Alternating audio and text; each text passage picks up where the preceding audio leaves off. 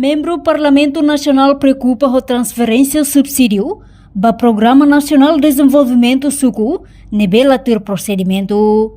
Quinta-feira, deputada bancada CNRT, atual presidente Comissão C, nebe trata assunto finanças públicas, Cedelísia Faria dos Santos declara, iha decreto-lei rua, número 7 barra ring rua ronol racing hat, com a execução orçamento ring rua ronol racing limaniang.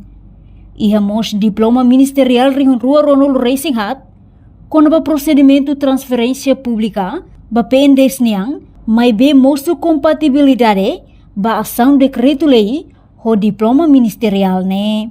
Iha mos diploma ministerial ring rua ronol racing hat, com a procedimento transferência pública, ba PNDES niang, mai be mosu compatibilidade, ba ação decreto-lei, ho diploma ministerial ne.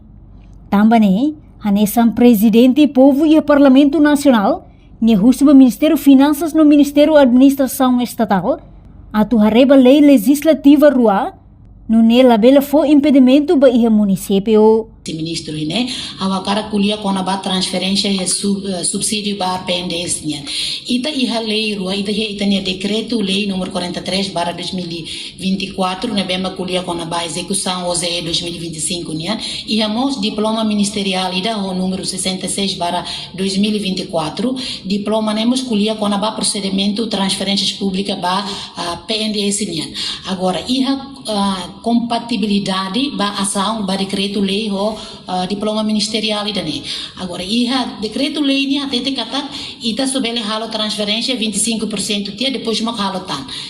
Ia fale diploma ministerial ni atete katak ba infraestrutura ba PNDES ni tem halo pagamento ne transferência ne dala ida de 100% dala ida.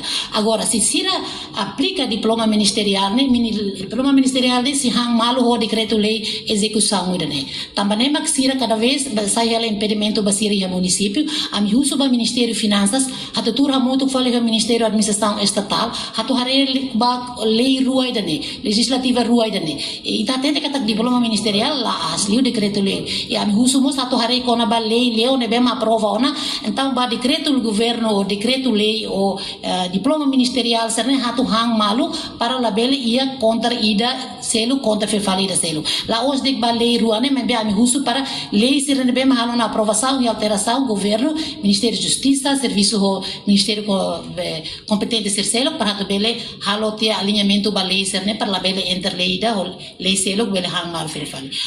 Reportagem email da Fátima Televisão Timor Post. Janela informação ba emogoto. Atua tem informação atual dia clio. Kita haluha. Haneham botão subscribe, like.